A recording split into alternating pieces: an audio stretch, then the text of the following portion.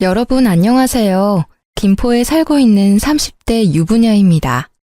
시어머님이란 존재가 이렇게 어마무시한 존재인지 제대로 경험하게 됐었는데요. 저처럼 고부 갈등 심한 분들 계실까 싶어서 궁금한 마음에 사연을 보내기로 했어요. 저처럼 고부 갈등으로 고생한 분들에 대한 이야기가 궁금한 마음도 있지만 제 고민거리를 덜어내고 싶은 마음에 사연을 보내게 된 것도 있는데요. 제 이야기를 듣고 조언 한마디씩 남겨주시면 정말 감사하겠습니다. 결혼한 여자라면 고부 갈등을 피해갈 수 없는 거잖아요. 아무리 성격 좋은 시어머니와 며느리라고 해도 한 번쯤 고부 갈등을 겪는다고 하던데 전 몇 년 동안 제대로 경험하게 됐네요. 이게 말로만 듣던 시월드인가 싶기도 했고요. 남편은 외동아들로 형제가 한 명도 없는데요. 게다가 아버지 없이 살았다고 합니다. 어머님께서 18살 때 제 남편을 낳았다고 해요. 남편한테 직접 들은 얘기인데 어머님께서 어릴 때 같은 학교 남학생과 실수로 잠자리를 가졌고 그 후 오로지 어머님께서 남편을 책임졌다고 해요. 남자 쪽에서 당장 애 지우라고 요구했음에도 낙태 비용만 받고 결국 애를 지우지 않았다네요. 어머님은 그런 남자와 평생 살 바에 그냥 본인 혼자 책임지는 게 좋겠다 생각했다고 해요. 남편은 살면서 아버님을 뵌 적이 없어요. 아버님 쪽에서 남편이 살아있다는 소식을 듣고 한번 만나봤으면 한다고 말했음에도 오히려 남편이 만나고 싶지 않다고 거절한 상태였어요. 남편이 외동아들이라고 해서 엄청 곱게 자랐을 거라 생각했었는데 꼭 그렇지만은 않았어요. 오히려 남편은 의젓하고 참 착한 사람이더라고요. 남편을 보면 어머님도 참 선하고 좋은 분이겠다 싶었거든요. 전 제 시어머님 될 사람을 보고 경악을 금치 못했습니다. 혼자 아들을 키웠다고 볼 수 없을 정도로 굉장히 미인이셨고 남편 누나라고 해도 믿을 정도였어요. 아무리 남편과 18살 차이밖에 나지 않는다고 해도 이렇게 동안일 수 있는 걸까 싶더라고요. 그리고 나이도 다른 어머님들에 비해 많은 편이 아니라서 마인드 자체도 엄청 젊으셨고요. 근데 그런 어머님께선 정말 남편에 대한 애정이 깊으세요. 아무래도 남편을 혼자 키웠기 때문에 그만큼 남편에 대한 사랑이 더 깊을 수밖에 없죠. 그리고 어머님은 남편 없이 혼자 생활한 분이라 아들한테 의지를 많이 하셨고요. 결혼 허락을 받기 위해 어머님을 찾아뵌 날 아주 난리가 아니었어요. 어머님이 결혼 반대를 심하게 하셨거든요. 절 거의 사람 취급을 하지 않을 정도였는데요. 제가 짐승이라도 된 것처럼 말이에요. 나 이 결혼 반대야. 뭐하러 그 힘든 결혼을 하겠다고 그래? 그냥 연애만 해, 연애만. 엄마, 도대체 왜 이 사람이랑 결혼 못하게 반대하는 건데 이유나 들어보자. 그냥 싫어. 너가 결혼하는 거 자체가 싫어. 엄마랑 이렇게 단둘이 살면 될 것을 왜 굳이 결혼하겠다고 그러는데? 결혼 안 하면 죽는 병이라도 있니? 엄마는 이제껏 혼자서 너 키웠는데도 아무런 문제 없었어. 그냥 둘이 연애만 해. 엄마, 이제 나 30도 훌쩍 넘었는데 결혼 안 할 수 없어. 평생 노총각으로 늙어 죽으라고? 나 평생 혼자 살기 싫어. 엄마도 이제 나 다 키웠으니까 다른 남자 만나서 결혼도 좀 하고 그래. 나 평생 엄마 부양할 자신도 없어. 너 이제까지 키워준 엄마한테 할 소리야? 여자 하나 때문에 엄마 버리겠다는 말이잖아. 아들 새끼 키워봤자 다 소용없다는 말 사실이네. 너가 얼마나 여우 같으면 내 착한 아들이 나 버리겠다는 말까지 하니?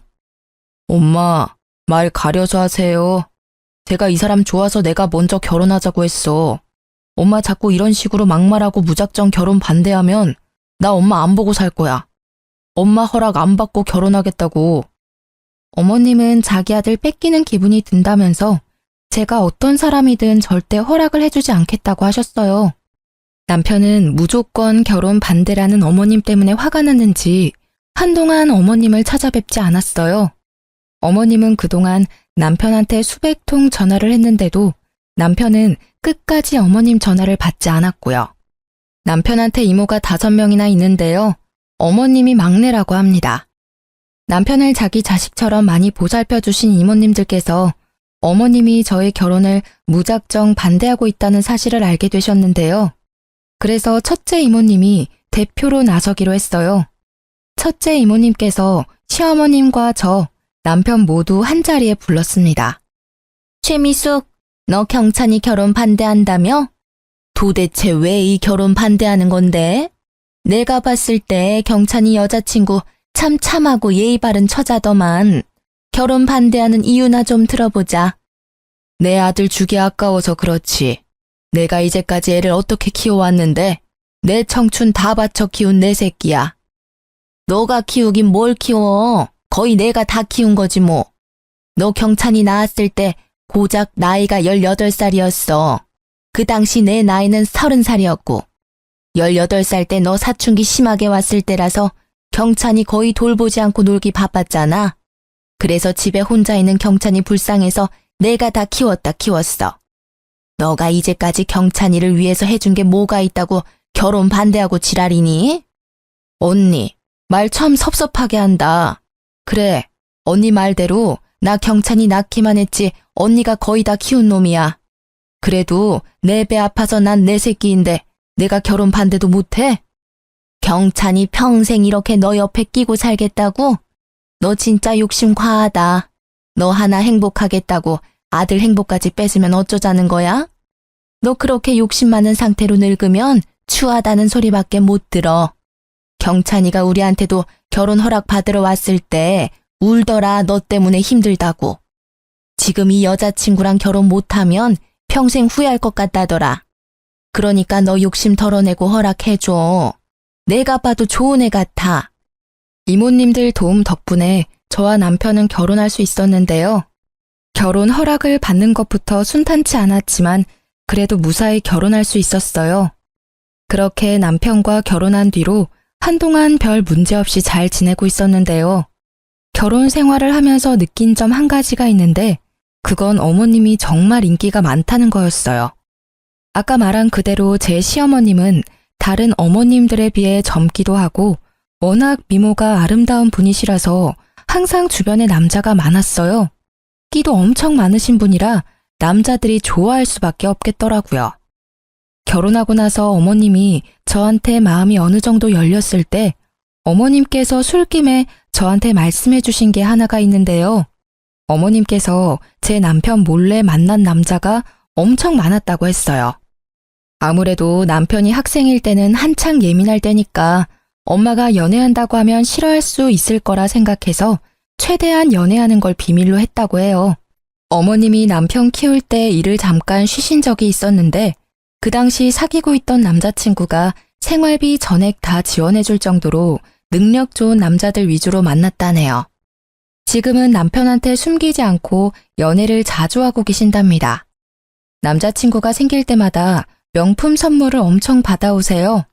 저도 살면서 본 적이 없는 비싼 명품 가방을 받아올 때도 있습니다.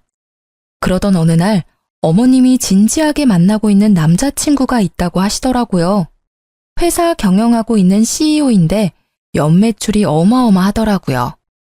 그 남자친구를 소개해주고 싶다길래 저희 부부는 바로 만나겠다고 했습니다.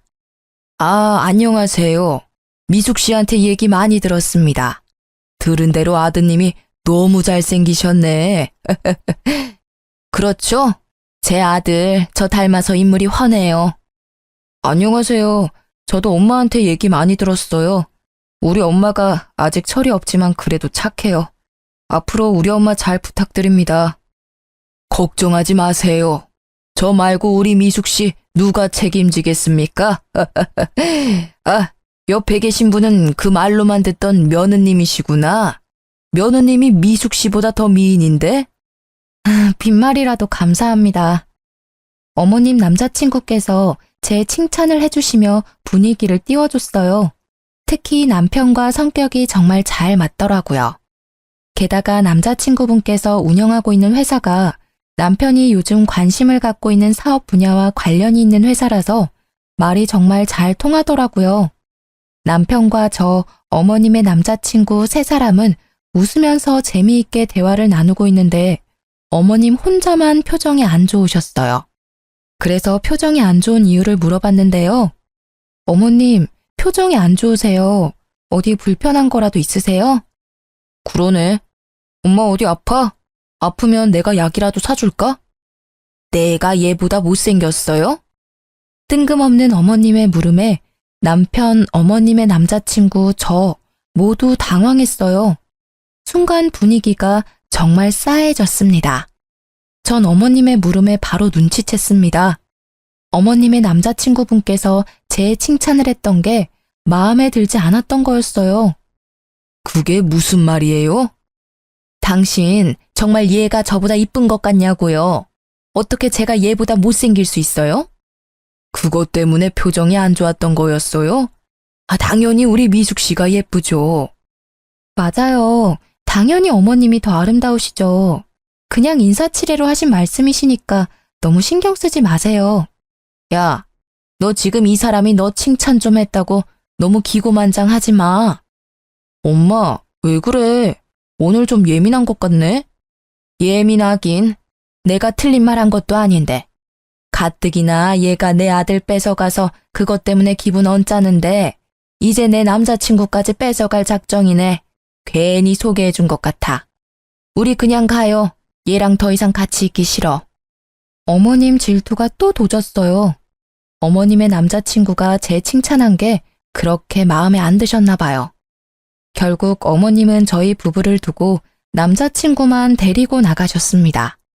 너무 황당한 이유로 저한테 무작정 화를 내신 어머님 때문에 어이가 없던 저와 남편은 한참을 멍하니 가만히 앉아만 있었을 정도로 기가 막히더라고요.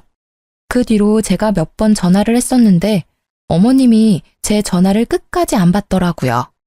그래서 남편이 어머님 남자친구한테 전화해서 그날 이후 어떻게 됐는지 물어보게 됐는데요.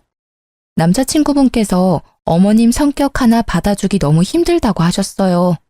며느리한테까지 심하게 질투하는 여자, 이제까지 살면서 처음 봤다고 해요. 그날 어머님께서 남자친구 되시는 분을 엄청 쥐잡듯이 잡았다고 합니다. 이 나이에 무슨 부귀영화를 누리겠다고 얼굴만 이쁘지 질투 많고 아무것도 없는 여자를 왜 만나고 있었을까?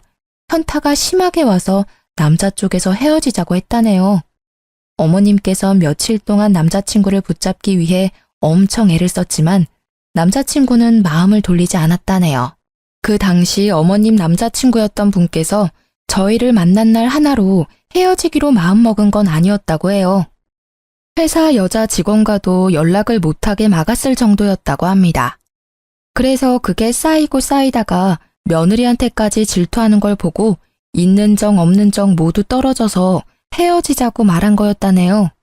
근데 어머님은 그 이유도 모르고 끝까지 저 때문에 헤어진 줄로만 알고 계십니다. 이때 만나던 남자친구와 헤어지고 난 뒤 언제 그랬냐는 것처럼 다른 남자친구 만나서 연애하셨어요. 저한테 삐져있던 마음도 자연스럽게 풀렸는지 이젠 제 전화도 잘 받으시고 웃음이 많아지셨어요. 어머님이 남자친구 바뀔 때마다 저희한테 소개하고 싶다고 말씀하셨는데 오히려 저희가 거절했어요. 또다시 어머님 질투를 느끼고 싶지 않았거든요. 근데 이보다 더 큰 일이 있을까 싶었는데 더한 일이 저희 부부한테 찾아오게 됐어요. 저희 부부는 맞벌이로 생활하고 있어요. 남편은 작은 중소기업에서 일반 사원으로 일하고 있는데 전 나름 유명한 회사에서 차장으로 일하고 있는데요. 그래서 남편과 제 월급이 두세 배는 차이가 나는 편이에요. 그렇다고 남편이 돈을 못 벌진 않아요. 남들보다 연봉이 적은 편이 아닌데요. 근데 어머님은 그게 마음에 들지 않았나 봐요. 아무래도 자기 아들보다 며느리가 사회에서 더 잘 나가는 것처럼 보이니까 자기 아들이 기죽으면 어쩌나 걱정하시는 게 눈에 보였어요. 그리고 같은 여자로서 현재 본인은 집에서 놀기만 하고 모아둔 돈도 많지 않은 반면 며느리는 직장에서 어느 정도 위치가 있고 돈도 잘 버니까 자격지심이 있으셨나 봐요. 처음엔 어머님이 그런 마음을 가지고 있다는 걸 전혀 티내지 않았어요.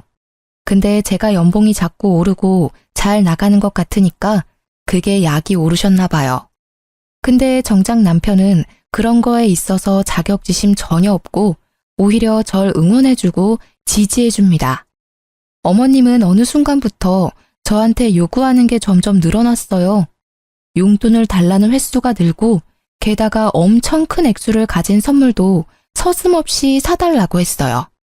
기진아, 나 다음 달에 친구들이랑 필리핀에 놀러 가기로 했는데 내가 돈이 부족해서 말이야. 나 100만 원만 줄 수 있니? 네? 100만 원이요? 어머님, 저 지금 그렇게 큰 돈 없어요. 그리고 제가 지난달에 어머님께 50만 원 용돈 드렸잖아요. 야, 그 돈이 아직도 살아있겠니? 내가 일도 하는 사람도 아닌데 고작 50만 원 받았다고 그걸 그대로 모아놨겠냐고. 시엄마한테 100만 원도 주기 아까운 거야? 아까운 게 아니라 지금 어머님께 당장 드릴 100만 원이 없어요. 갑자기 100만 원 달라고 그러시면 어떡해요. 너 돈도 그렇게 잘 버는 애가 고작 100만 원이 없다고 하면 어떡해? 너 그 많은 월급 도대체 어디에 쓰는 거니? 아니면 있으면서 없는 척이라도 하는 거야? 돈 있으면 있는 대로 저축해요. 월급도 받으면 절반 이상 무조건 저축하고요. 한 달에 쓸 생활비만 딱 빼놓고 무조건 저축하는 습관이 있거든요. 그래서 여윳돈이 없어요. 정말이야? 너 지난번에 친정집에 이것저것 사다 주는 것 같던데. 그럼 그건 뭔데? 친정엄마가 최근에 몸이 너무 안 좋아지셨거든요. 그래서 홍삼 한약 맞춰준 게 전부예요. 저 우리 친정집에만 이것저것 해주지 않아요. 오히려 해줬으면 어머님께 더 해드렸어요. 지난번에 50만 원 드린 거 말고도 자주 용돈 드리잖아요. 작년 이모님들이랑 여행 가신다길래 500만 원 용돈까지 드렸잖아요. 근데 제가 이제껏 어머님께 해드린 게 없고 친정 부모님한테 해드렸다고만 말씀하시면 섭섭해요, 정말. 그러지 말고 100만 원만 좀 줘봐. 나 이미 애들이랑 필리핀 놀러 가기로 약속했단 말이야. 아, 제발. 어머님 명품백 하나 팔아서 다녀오시면 되겠네요. 그리고 지난번에 첫째 이모님께서 어머님께 용돈 주셨다면서요. 야, 주기 싫으면 주기 싫다고 말을 해.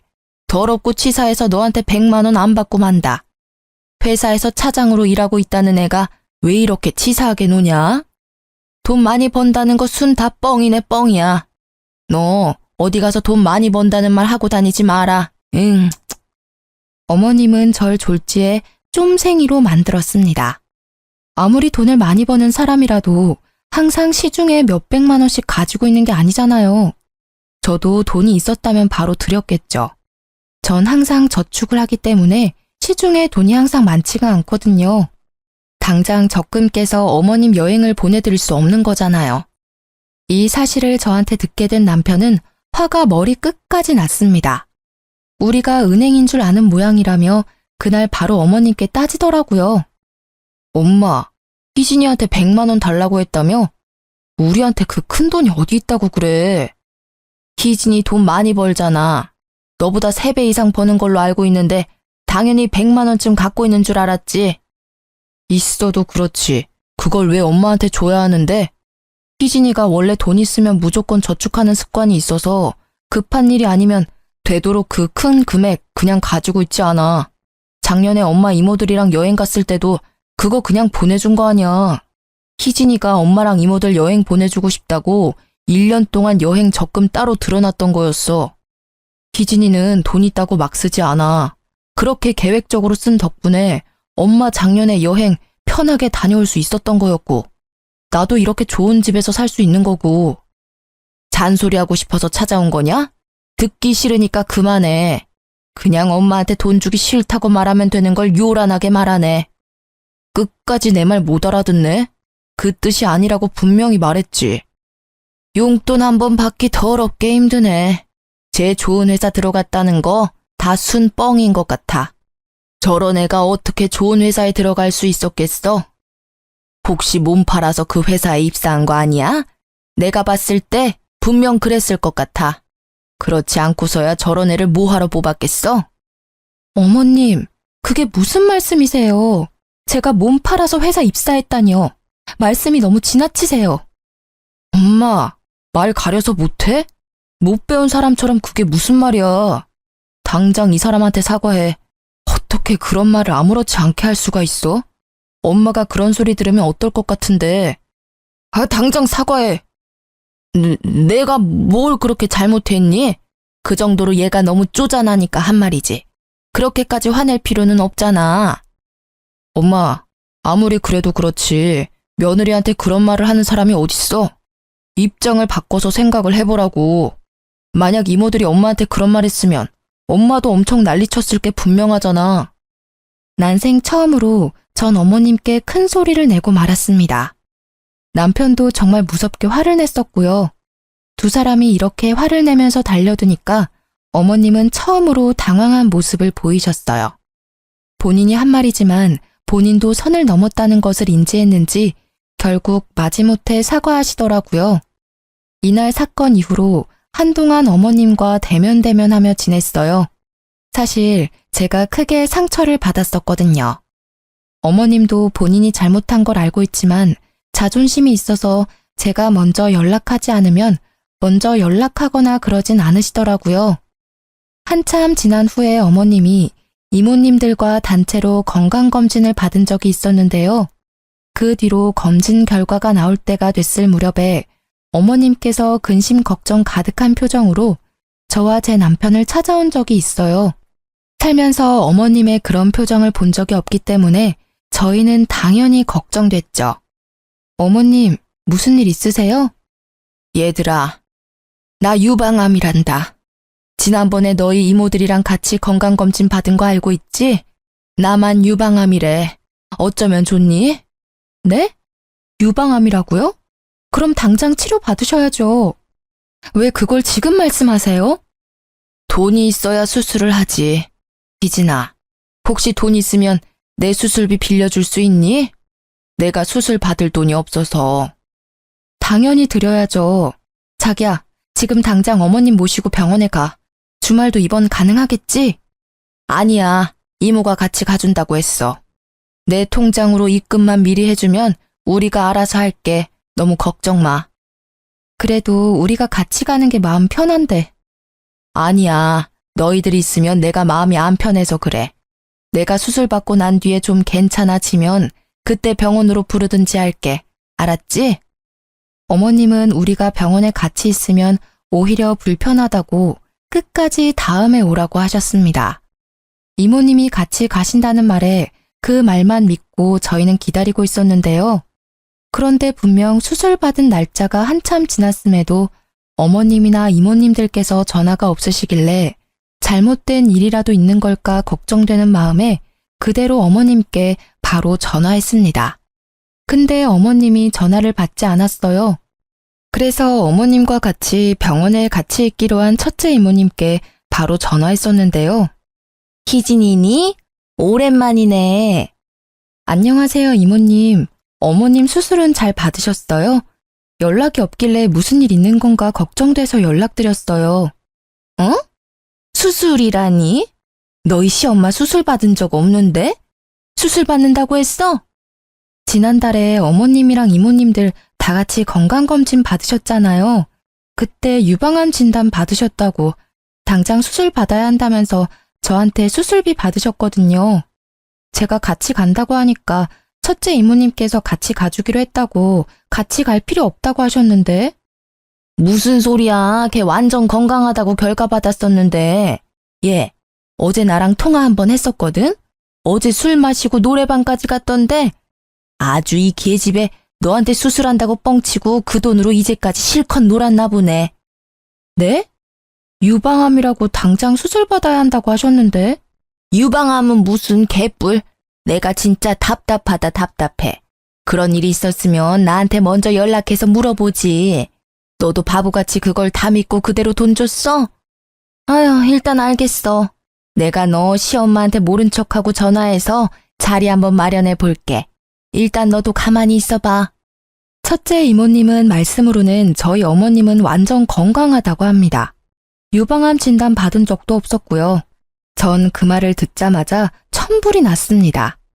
남편도 이 사실을 알고 정말 이 사람이 자기 엄마라는 게 정말 창피하고 죽고 싶다고 했고요. 다행히 첫째 이모님께서 어머님과 만날 수 있도록 자리를 마련해 주셨어요. 첫째 이모님 집으로 갔었는데 그 집에 시어머님이 계셨습니다. 저희를 보자마자 어머님은 굉장히 많이 놀라셨어요. 너희가 어떻게 여길? 엄마, 여기서 뭐 하고 있어? 지금 병원에 있어야 할 사람이 왜 여기에 있냐고. 어머님, 당장 이게 어떻게 된 상황인지 설명해 주세요. 언니가 얘들 여기로 불렀어? 야, 너 애들한테 거짓말이나 하고 지금 뭐 하는 짓이야? 뺏을 돈이 없어서 자식들 돈을 뺏어? 아이고, 더럽다 더러워. 자식들 돈으로 노래방, 술집 이런 곳이나 다니고 참나. 엄마, 당장 설명해. 유방암 걸렸다고 당장 치료받아야 한다며. 근데 왜 여기서 이러고 있냐고. 그래, 나 수술 안 했다. 돈 갖고 싶어서 그랬어. 너희가 하도 용돈 안 주길래 돈 받고 싶어서 거짓말 좀 했어. 그럼 솔직하게 말하지. 엄마가 이번에 수술 받는다고 가져간 돈만 500만 원이야. 그 돈이 큰 돈인 줄은 알고 있어? 돈이 필요하면 솔직하게 말하지. 암에 걸렸다는 핑계로 돈 가져가면 어쩌자는 거야? 난 엄마 정말 암에 걸린 줄 알고 하루하루 얼마나 걱정했는데. 예전에 내가 100만 원 달라고 했을 때 그냥 줬으면 됐잖아. 그때 돈 달라고 했을 때 곱게 줬으면 내가 이런 거짓말도 안 했지. 넌 왜 항상 날 나쁜 년으로 만드냐? 어이없네. 지금 당장 500만 원 돌려줘요. 없어. 이미 다 썼는데 어떻게 주니? 그 돈 어디에 썼는데? 노는데 다 썼지. 어디에 쓰겠니? 남편이 카드 내역서 등 모두 확인한다며 꼬치꼬치 캐물은 결과 어머님이 돈을 쓴 행방에 대해 알게 됐어요. 어머님은 저한테 받아간 500만 원을 모두 남자한테 올인했다고 하는데요. 어머님께서 친구들과 함께한 노래방에 갔다고 해요. 드라마나 영화에서 쉽게 볼 수 있는 노래방에서 선수 그런 일을 하는 남자를 만났다고 합니다. 그 남자는 고작 25살이라네요.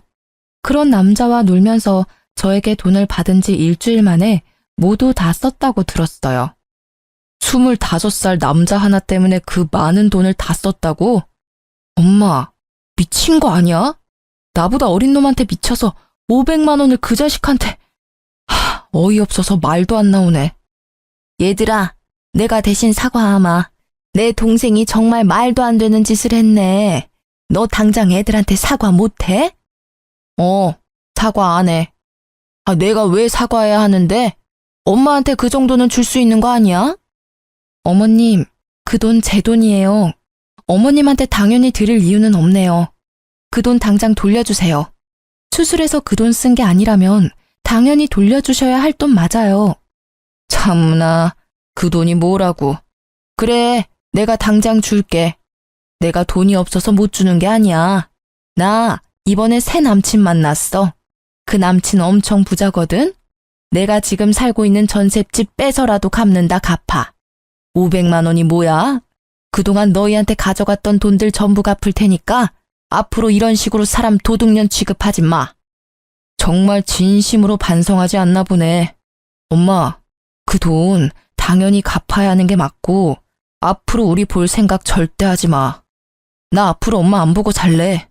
엄마 말대로 집을 팔아서라도 우리 돈 갚으세요. 분명 엄마 입으로 500만 원 말고도 그동안 우리한테 빌려갔던 돈들 전부 갚는다고 했다. 그러니까 늦기 전에 빨리 주기나 해. 어머님은 우리가 달라고 하지 않았는데도 이제껏 본인이 우리한테 가져갔었던 돈 전부를 갚는다고 하셨습니다. 남편한테 그 돈 전부 받아도 괜찮은 걸까 물어봤었는데 이제 엄마 안 보고 살 거고 어차피 남이 된 마당에 그 돈 맞는 게 맞다며 모두 받자고 했습니다. 남편은 어머님께 많이 실망하고 있는 정 없는 정 모두 떨어졌다고 하네요. 중간에서 지켜보고 있던 이모님께서도 차라리 보고 살지 말라고 그게 우리한테 좋을 것 같다고 하셨어요.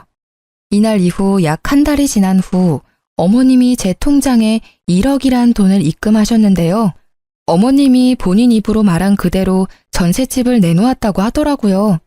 그렇게 돌려받은 전세금을 그대로 저한테 전부 주신 거였는데요.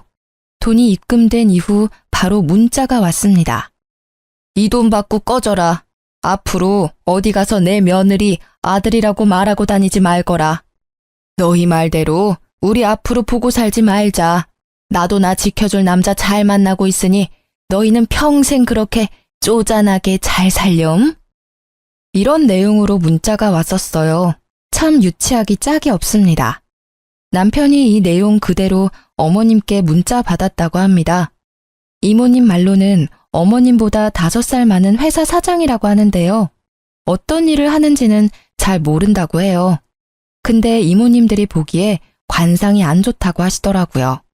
팔뚝에 문신이 한가득 있고 게다가 건들건들하게 다니는 걸 보니 건강한 일을 하는 사람은 아닌 것 같다고 했어요. 그래도 입고 다니는 옷이나 끌고 다니는 차를 보니까 돈이 많은 사람처럼 보인다고는 했어요. 그래서 시어머님께서 전세금을 우리한테 선뜻 내준 이유가 다 있어 보인다고 해요. 그렇게 어머님과 거의 1년 가까이 안 보고 지내고 있었어요. 이모님들과는 꾸준히 연락했었고요. 아무래도 이모님들이 제 남편한테는 친어머님과 같은 분들이기 때문에 저희가 항상 감사한 마음으로 잘하려고 노력하고 있어요. 이모님들도 어머님과는 절연했어도 자기들이랑은 그럴 필요 전혀 없다고 오히려 저희를 더더욱 잘 챙겨주세요. 그런데 어머님께서 울면서 저희한테 찾아온 적이 있었는데요. 거의 1년 만에 어머님을 뵀던 거였어요. 갑자기 찾아온 어머님 때문에 저희는 엄청 당황했었는데요.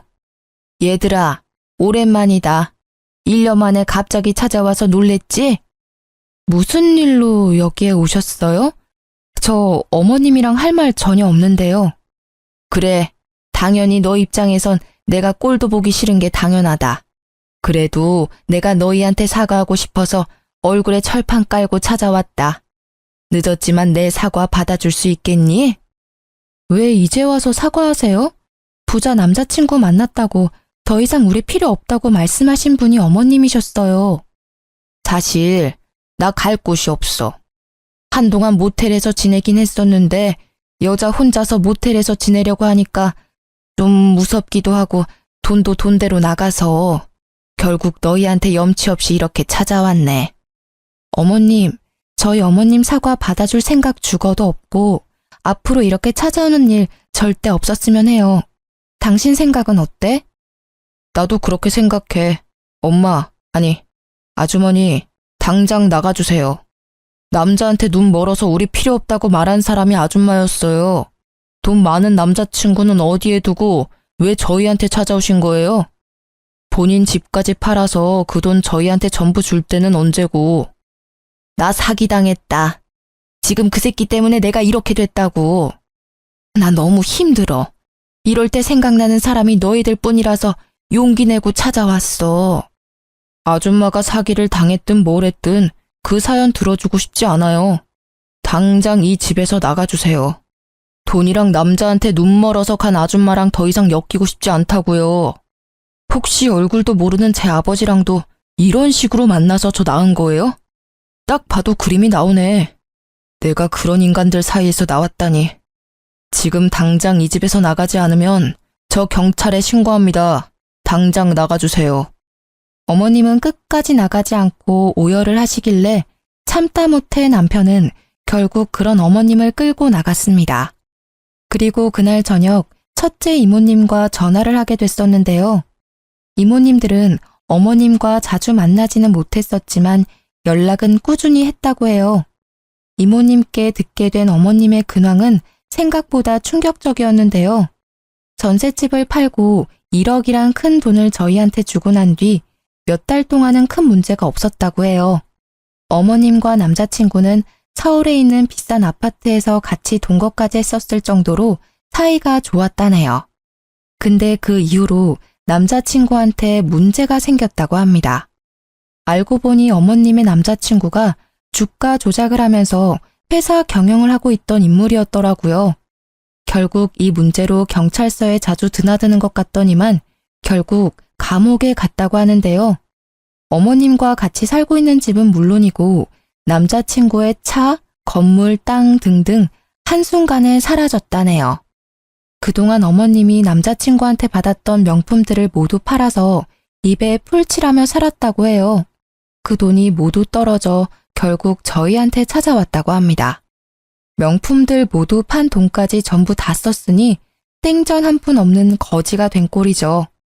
저희가 받아주지 않은 뒤 어머님은 이모님들 집에서 돌아가며 지내고 있다고 해요.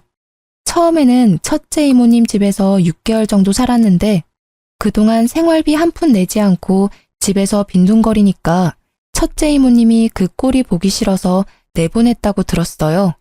그 뒤로 어머님은 둘째, 셋째 이모님 등등 모든 이모님들 집에 돌아가며 지내다가 이모님들 전부 어머님 꼴도 보기 싫다고 앞으로 이렇게 멋대로 살 거면 자매고 뭐고 그딴 거 다 무시하고 모르는 사이로 지내자고 하셨다네요. 결국 언니들까지 잃게 된 어머님은 갈 곳이 없고 돈도 없어서 식당에서 일하게 됐다고 합니다. 식당에서 숙식 제공 모두 해준다고 해서 거기에서 일을 하게 된 거라고 하더라고요. 한 번도 일을 제대로 해본 적이 없어서 맨날 혼나가면서 일한다고 했어요. 언제 한번 우연히 첫째 이모님이 동네 식당에 가서 어머님이 일하고 있는 걸 발견했다고 했어요. 그래서 어머님이 식당에 일하고 있다는 사실을 알게 된 거였고요. 하필 어머님이 일하고 있는 식당이 아저씨들이 많이 다니는 식당인데요.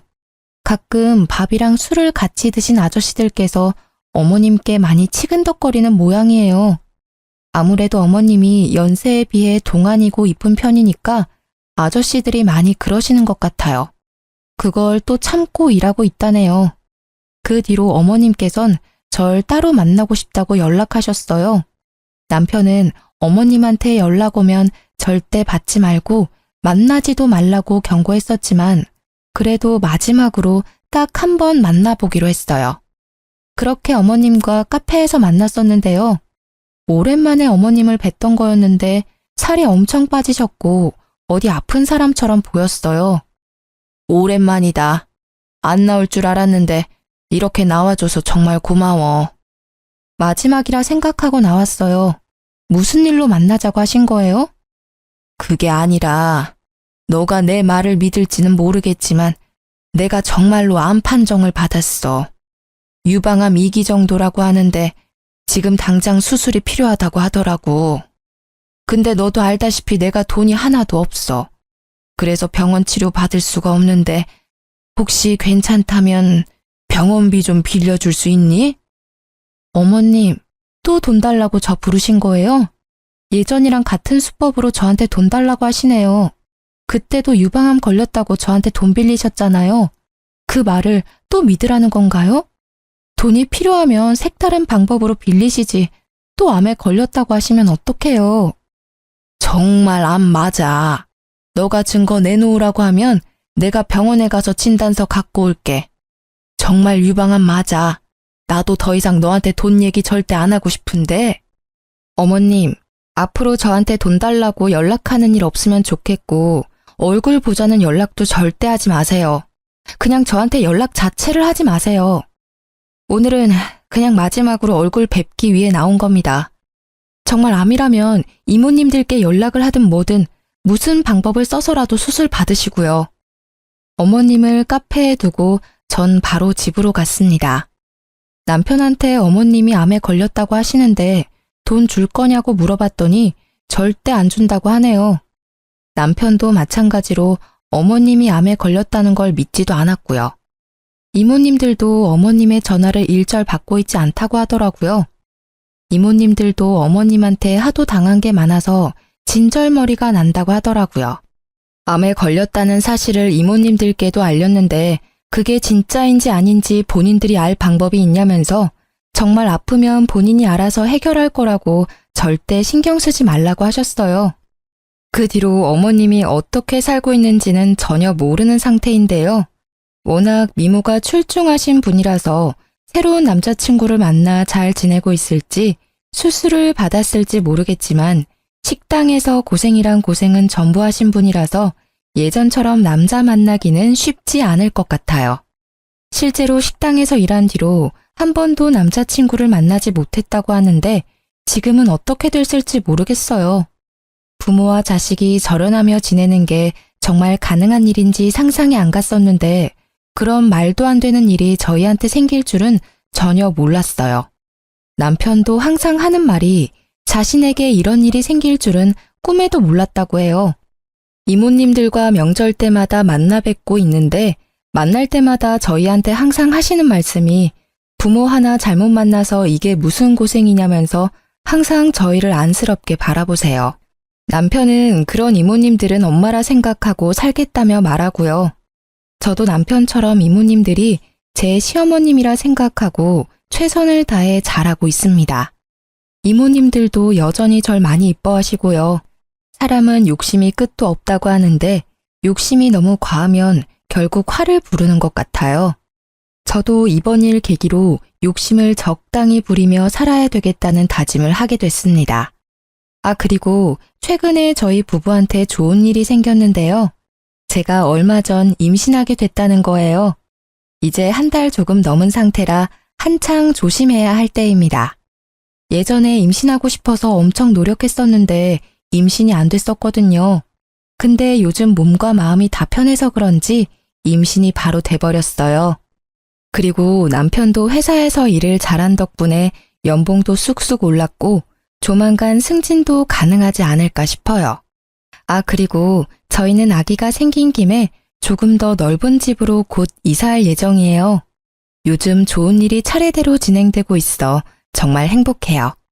어머님과 그런 일이 있게 된 건 정말 안타까운 일이지만 그 일이 해결된 이후로부터는 저희 부부에게 좋은 일만 가득 생겼습니다. 고부 갈등은 살면서 해결할 수 없는 숙제라고 하잖아요. 결혼하기 전까지 크게 와닿는 부분이 전혀 없었는데 이번 일을 통해서 그 말이 정말 맞다는 것을 제대로 경험했습니다. 전 딸 같은 며느리, 친정엄마 같은 시어머님, 그런 말 절대 믿지 않습니다. 저와 마찬가지로 유부녀라면 다들 믿지 않으실 거예요. 시집간 친구들도 현재 고부 갈등으로 엄청 고생하고 있어요. 그 친구들이 하는 말이 제가 정말 부럽다고 합니다. 시어머니 때문에 받을 스트레스를 이제 더 이상 받지 않아서 좋겠다면서요. 남편이 어머님을 평생 보지 않는다는 사실이 마음 아프지만 그렇게 철없는 어머님과 평생 살면서 고통스러울 바에 안 보고 사는 게 좋지 않을까 싶어요. 전 이제 앞으로 죄책감 이런 감정 느끼지 않고 제 아이와 남편에게 집중하면서 행복하게 잘 살아보려고 합니다.